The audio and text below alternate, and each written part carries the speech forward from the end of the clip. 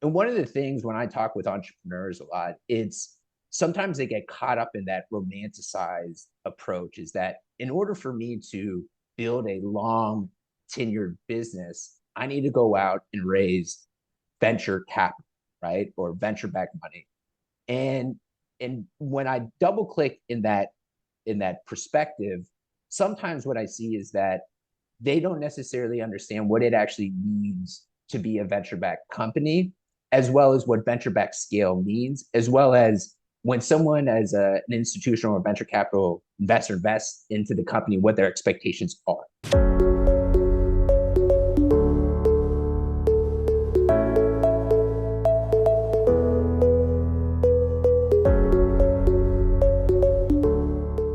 Welcome, everyone, to the Tech Business Roundtable podcast show. This is a podcast show dedicated to shining a spotlight on tech innovators, entrepreneurs, founders, and the compelling narratives behind the movements they've established. I'm your host, Ryan Davies, and I'm hosting today's discussion on the if, when, and how of venture capital with Taylor Schaude. Taylor, thank you so much for being here. Thank you, Ryan, for having me. Super excited for the conversation today. This is going to be a killer conversation because I think a lot of times it's just maybe one of those. It's the when or the how, or maybe the if versus bootstrapping or whatever, but being able to kind of understand all of the complexities behind this, the decisions that go into it. We talked before we started recording here that this on its own could be its whole series, and who knows, it may be at this point. But for a background for our audience about Taylor, 15 years, over 15 years of management consulting experience, VC, early stage operations, angel investing, you name it. He's kind of got the piece of the puzzle that probably people are looking to fit into their puzzle piece here. So beginning at KPMG and Slalom in mergers and acquisitions advisory, transition to 500 startups as the chief of staff to the CEO, leading to their capital formation team, and has played a pivotal role in investing in over 50 companies and aiding in raising over $150 million in external capital. Shifting gears to early stage startups, Taylor joined Neo.tax as the first business hire, overseeing their go-to-market teams, is now the co-founder and partner at Voxly Partners, which is an early stage venture firm. I think we could just do a podcast on your bio, even if we wanted to. We even talked about that, but I think maybe just to kind of kick it off for our audience here, would love you to sort of introduce yourself a little further and provide a background on your role at Voxly Partners and maybe your experience in this ecosystem.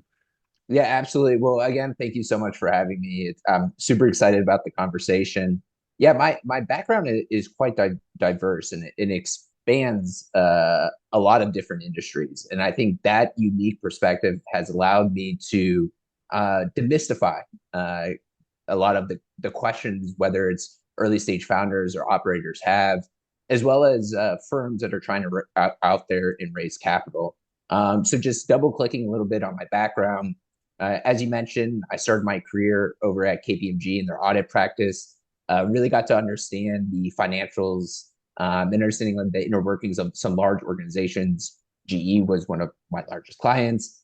In that opportunity, while at KPMG, I had the ability to work in their mergers and acquisition advisory practice, starting specifically with people and change, and really helping after an acquisition would occur, transitioning the human capital advisory aspects of the business. So I really got to understand that at the end of the day, a company is based on maybe the technology, but predominantly the individuals behind that, right? And you got to see that kind of tying back into the most recent news article about OpenAI. OpenAI was a phenomenal company. And then all of a sudden, all the people, when Sam left, all of the individuals within OpenAI were ultimately going to go follow him. And all of a sudden, what was the value of OpenAI, right? And I got to experience that really early on while working with people and change.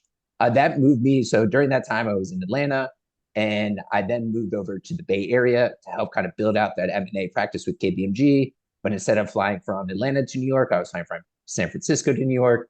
So then I joined another firm called Slalom, which was a market-focused advisory firm. And there I did something very similar.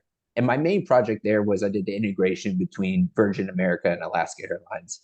And so a few days after the deal closed, I went and joined as a project manager on the Virgin America side and was in their integration management office. and then ultimately helped merge the two airlines. And so got to experience that from an end-to-end experience, as well as got to really understand a really unique business industry such as the airlines. Following that, I then joined as the chief of staff to the CEO at 500. A chief of staff is a super unique role and something that I'm really passionate about. It kind of gave me a crash course into being an operator at a high level, but also at the same time, not really having to be in the limelight of the kind of being a CEO.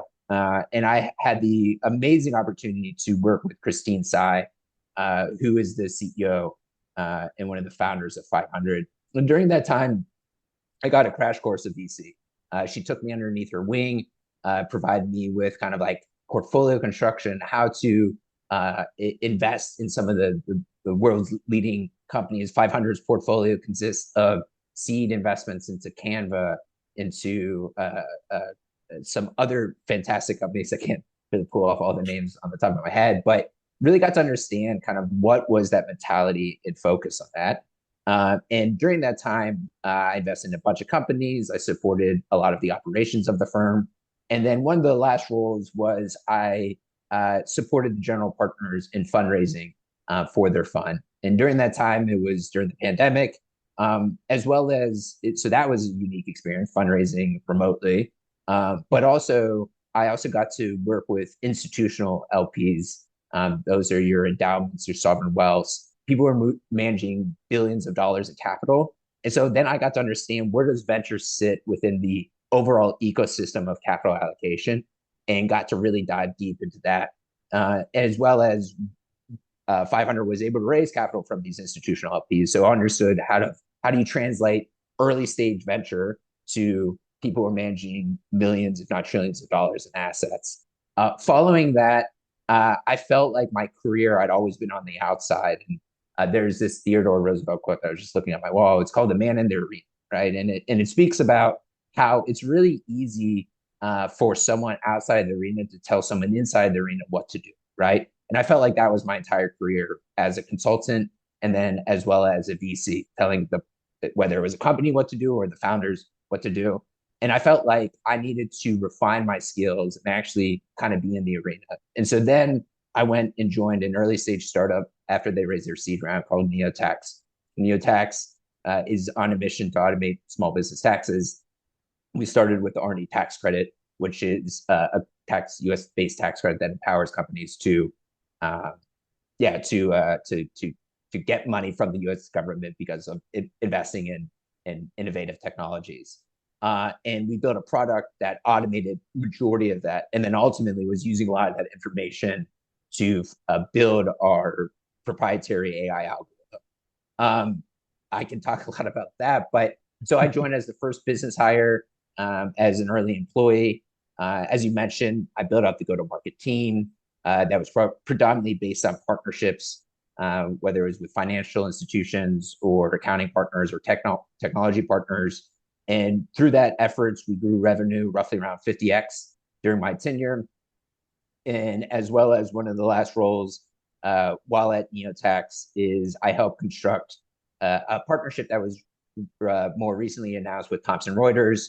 So Thomson Reuters is now working with NeoTax, and there's going to be some exciting things on the horizon with them, kind of as they go and execute at a much larger scale and go to market. And then following that, after all of that, I wanted to take some time and decompress and kind of understand what did I enjoy during that time in my career. And that's where I kind of realized and doubled down, is that I had most value and enjoyment when I was helping early stage companies build from the ground up. And there was a lot of experience that I had, whether it was on the VC or operator side. And that's where Voxly Partners came. And so I was always investing on an angel side in companies that I cared about or that I enjoyed or that I scouted for. And I wanted to more or less operationalize that. And this is where Voxly Partners is. And so apologies for taking a little bit of time, but that I just wanted to provide a little bit more context there. I think it's incredible for that context because now people really understand, the experience, what it takes, just the different angles and all of the pieces that come into play when we're talking about the founder, and investor relationship and the different, the different cards that are in play with that. You started off by mentioning a word demystifying. I love that. Demystifying, the venture-backed businesses, demystifying the ecosystem, if you will. So I'd love to kind of, for the benefit of our listeners, maybe demystify for us a little bit of what it means for a business to be venture backed, and maybe some of the support and investing in those early stage startups that you're familiar with from that side. Yeah, I think so. VC has been around like since like the whaling days, right? And so carry back in the day was people would give money to whalers to go out on boats, and then they would go catch whales, and then they would put that if they were able to catch them, they'd need to raise money in order to go out to go catch the whales, and then if they were able to catch the whales, carry was which is what venture firms get from the investment is kind of where the name came from because how much weight they were carrying, right? So VC's been around for a really long time. Uh, from my perspective, it's really kind of like catalyzed into a romanticized, I would say, probably during like the internet age of like when Google came to be, or Facebook, or you name the companies, and all of a sudden there was just the new wealth creation as well as kind of like dynamic shift in the market of this is a really unique asset class that is moving the world forward. And then since then, there's been tons of news articles, really exciting opportunities in the venture community, as well as like raising venture backed money. And one of the things when I talk with entrepreneurs a lot, it's sometimes they get caught up in that romanticized approach is that in order for me to build a long tenured business, I need to go out and raise venture capital, right? Or venture backed money. And when I double click in that perspective, sometimes what I see is that they don't necessarily understand what it actually means to be a venture backed company, as well as what venture backed scale means, as well as when someone as an institutional or venture capital investor invests into the company, what their expectations are. And all of a sudden, the idea of creating a company because you had a pain point is a piece of that, but it's now much more about the financial return than it is actually about the ability to kind of change the world at times, right? And so, where one of the areas that I like to talk with founders a lot is sometimes maybe not raising venture capital is the right way, Yeah. and maybe it's using alternative forms of capital the way small businesses, such as if you want to open up a laundromat, raise capital today. They don't go up to Silicon Valley or Sand Hill Road to go raise money, right? They go to the bank, they go open lines of credit, they do other things, and they can create phenomenal businesses as a result of that, right? And I think by doing that, you have much more control of your company. And by having much more control of your company, especially in the early days, you're the one who is able to make the decision on where it goes in the direction it moves forward. Now, later down the road, you may want to pour fuel on the fire and then take venture back money. That's completely fine. But you have the ability to make that determination versus starting a company and then all of a sudden thinking, oh, now I need to go raise venture back. And so that's kind of like my general philosophy around startup formation or startups, right? Startups don't have to be ventured, right? Startups are startups. Exactly. I love that. Little pivot here. Not really in our questions, but I like I said, I love keeping this really conversational with you. What do you think the reason for that is? Is it been ingrained now that it's like this is the startup process? You do this and then you go and pitch it and then you make tons of money, or you can't survive without these deep pockets these days, right? Do you hear that a lot, or is this trying to buck a trend really, or is it just a maybe it's just an option that people don't see so clearly or dismiss too quickly? I think, I mean, it's a great question. I've thought a good amount about this. I think from my perspective, you're inundated by information in news media, right? Yeah. So when you're going on, I don't know, Wall Street Journal, or you're going on Reddit, or you're going on TechCrunch, or you're going to an event and talking with individuals, they're receiving a lot of this context from the news media, and the news media is highlighting much more of these more romanticized startups, right? Yeah. Raised, have no product, raised at $1 billion valuation, right?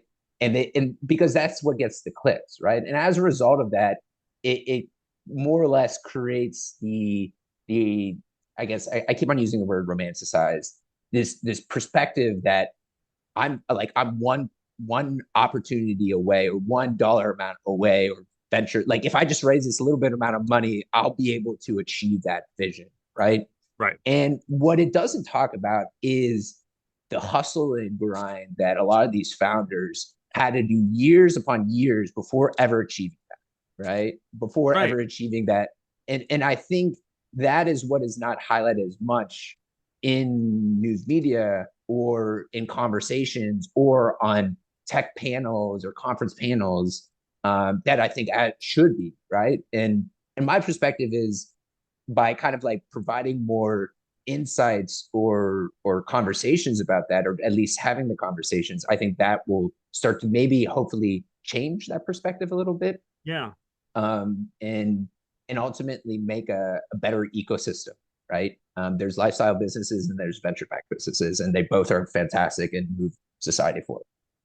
So let's talk a little bit about the construct of backing like that, right? Because you mentioned, you've been an angel investor, there's venture backing, there's on top of that, there's different types of venture backing and all of that. Maybe give us a little bit of a flavor of, I'm sure most of our listeners are aware of them, but again, maybe just a snapshot of the where's the right fit for you, or have you considered type of an angle on that? Yeah, I guess maybe could you explain a little bit more into the question, make sure I'm answering it Yeah, correctly. no, just I guess from your perspective, right? Primary reasons why early stage founders might choose to seek either a venture capital, what different types of venture capital to seek, why, what advantages different if it's an angel investor, bootstrapping can bring to the table for them.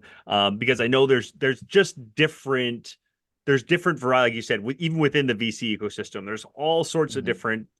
different areas that are there. So does that Yep, kind of it help a does. little bit Yeah, drive that question? yeah, absolutely. Perfect. So Excellent. I think one of the ways that it helps, like when I think about this in general, is that for venture is a power law game. And what that means is that if you have let's just say a portfolio of 10 companies, you need one or two of those companies to become $1 billion+ back company in order for the amount of ownership that you have to actually return the fund and then some. And that's really where you're getting majority of your returns from. Yeah. And so as a result of that, there's going to be 8 companies in this example that aren't achieving the power law. Therefore, uh, as a capital allocator, you're coveting those 2 companies versus those other 8 companies, right? And so then the question is, how do you become one of those 2 power law companies? And those are companies that swing for the absolute fences, right? Yeah. And what I mean by that is, I'll give an example like Airbnb, right? Airbnb created its own marketplace, and then as a result of what it was able to do, created a marketplace outside of that. And now there's people making millions of dollars based on this small idea that, hey, I can rent an unused area of my house, right? And so that in itself, they created a brand new market, and more or less kind of changed the perception of how the world views kind of like hotel stays or stays in general, right? And that was an absolute, I wouldn't say it's a moonshot idea. I mean, it was a moonshot idea at the time, but like those are those types of venture backed ideas that are more or less transformational into how individuals think about every day to day business, right? So on the vice versa, if you're drop shipping a sneaker, or if you're making a minor modification to e-commerce marketing via product, sure, you could raise capital, but is that really going to be a market dynamic and market shift company? Maybe, maybe not. So it's really, I would say, how I think about this is what is the vision of the company today, and what is the vision of the company tomorrow, and what is the founders and company's perspective of how the world is going to change because of their product, right? And if it is, if the world is subsequently going to change on how people operate their day-to-day lives, or a segment of group operate their day-to-day lives, then maybe it's worth chasing the venture dollars. I love it. And again, I think just putting numbers like that into perspective, right, in terms of just like the success rates and what you need, what bar you need to hit to really hit probably what people's goals are, really helps from that early stage founder perspective of, is this the right path? And am I doing the right thing by doing this? Maybe, I'd love to know how you advise founders on, whether or not it's the right path for their business, and the guidance that you kind of provide on that standpoint. Some of those key considerations of, when I should do it, if I should do it, and if this is the guidance in terms of making that informed decision. Yeah, absolutely. So in general, my recommendation for most companies, which is kind of a little bit against the norm, I would say, is to bootstrap your company as best as you possibly can, right? And what I mean by that is, try to find alternative ways to grow a business without having to go look for external or outside capital, such as venture back capital.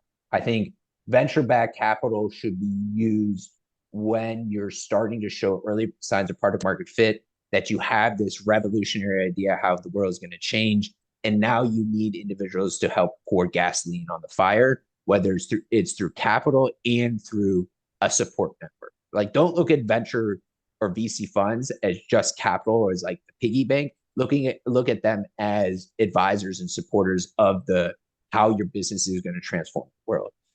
So what I usually go and talk with founders is once they distill the idea of how they're going to transform the world, what are the early ways that we can start to kind of actually show that this is a viable idea, that this is the ability to achieve that.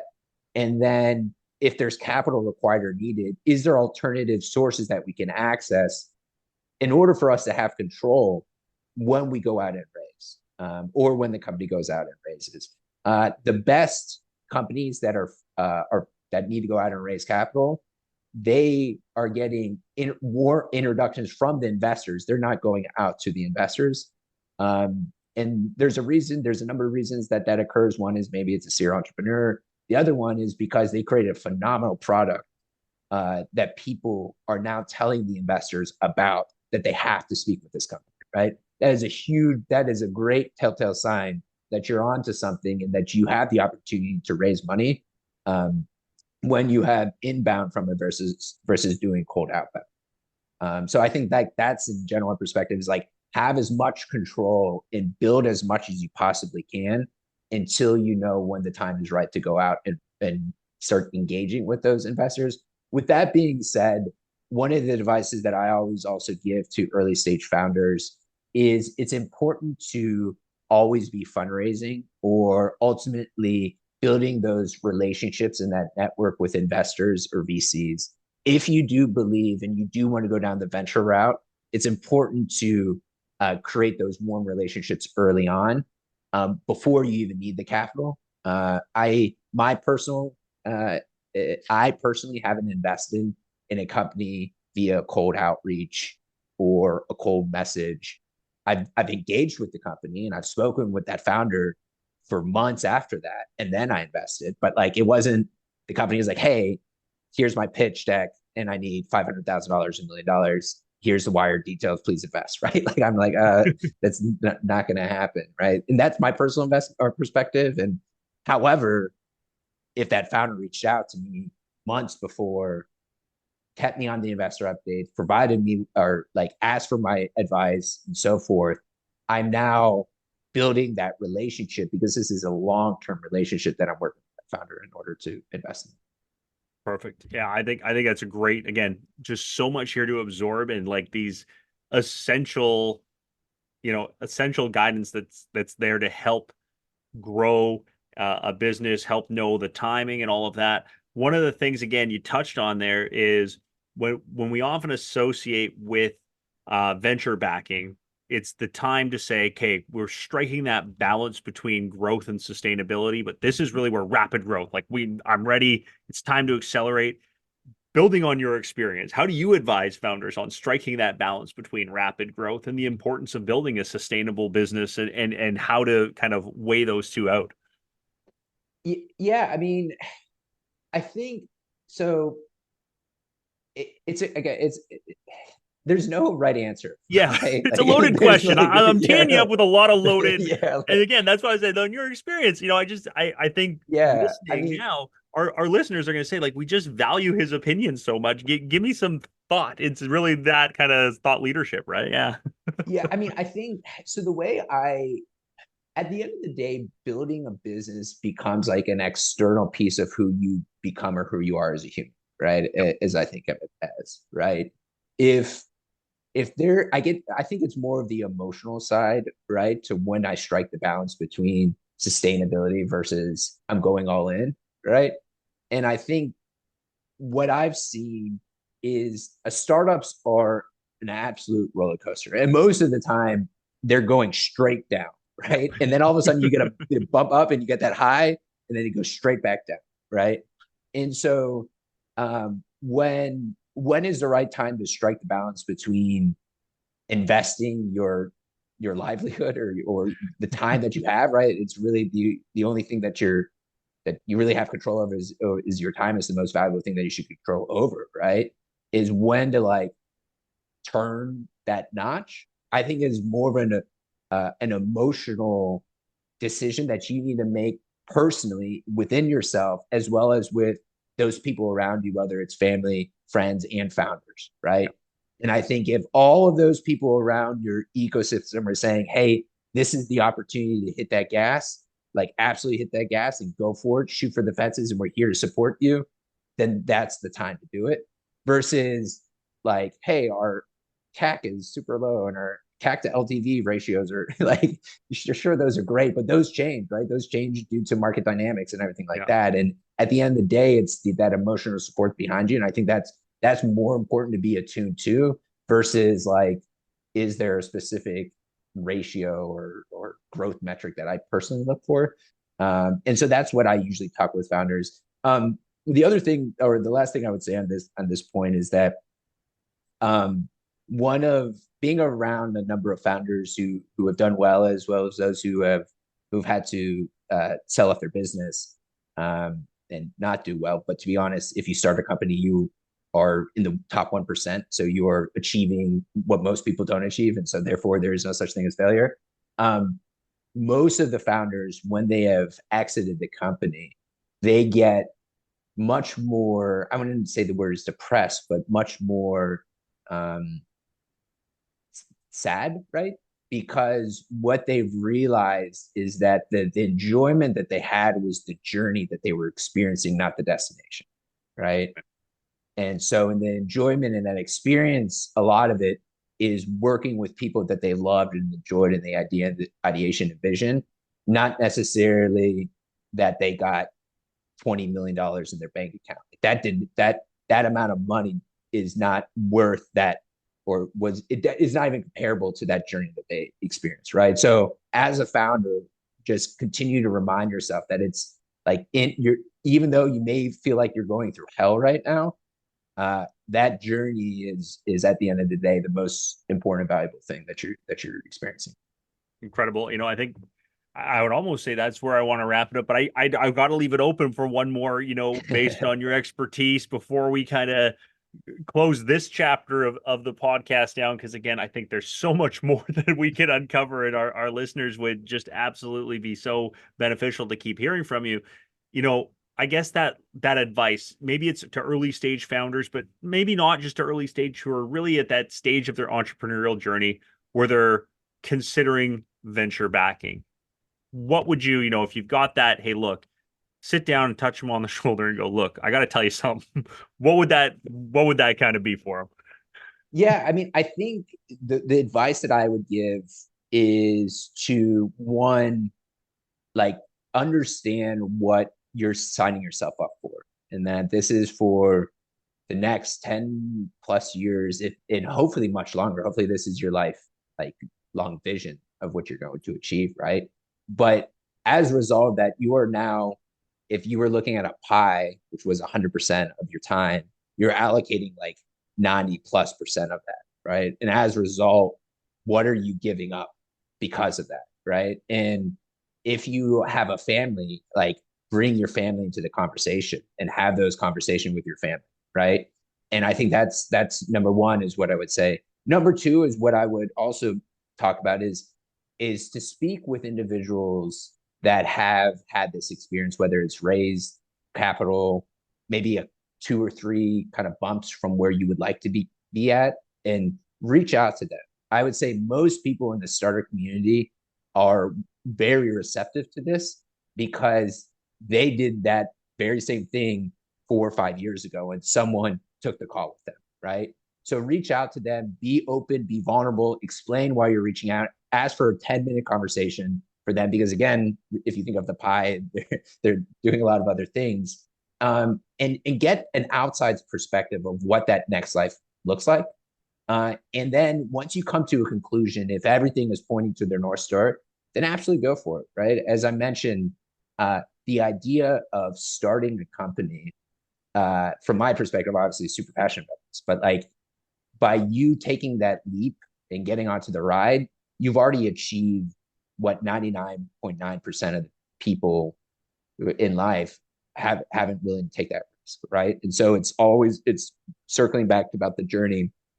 Just understand that this is the most exhilarating, fun-filled, like, hellish ride you'll ever be on. But like, that journey is so much worth it, because you can ultimately or potentially change the world. And if you don't achieve your perceived vision, the learnings that you're going to have from that are going to be more valuable than you actually understand it.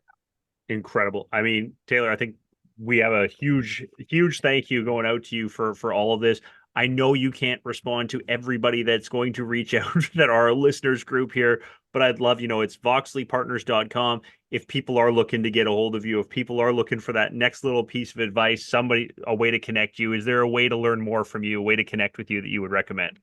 Yeah, absolutely. So as I mentioned, I want to drink the Kool-Aid that I give out. So I open up my calendar to anyone for 15 minutes. You can either go on my LinkedIn page, you can go on Voxly Partners and find it there, but the calendar link is cow.com/my last name Schaude/intro. And there's free range of my calendar, and happy to chat with anyone and provide hopefully some encouragement to continue on the journey. That is absolutely incredible. Taylor, as we talked about before, right? That's exactly what this community is for. The podcast is meant for, is for people who, again, you're an angel investor, angels like you come along who say, here's my time, the most valuable resource. Take it. You can learn. Listeners, I'm sure you're gonna look at this and go, wow, there's a lot of people that now are listening and took that to heart, because it is just so hard to find people like you that are willing to dedicate time and help people grow and get them through these, like you said, when they're on those free falls and just need somebody to go, hang on, I'll at least slow your descent, right? At least I can give you or show you the direction back towards moving up again, right? And have that. So I greatly appreciate your time today, and our listeners, I know, are thrilled to have heard from you today. So Taylor, thank you again for this amazing podcast. Yeah, thank you, Ryan, and thank you for your time. Appreciate it. Wonderful. So again, a final minute to thank Taylor Schaude for this amazing podcast, the if, when, and how of venture capital. And I want to thank our listeners as always. We can't do what we do without you. So until we meet again with another amazing TBR episode, I'm your host, Ryan Davies. Thanks, everybody, and take care.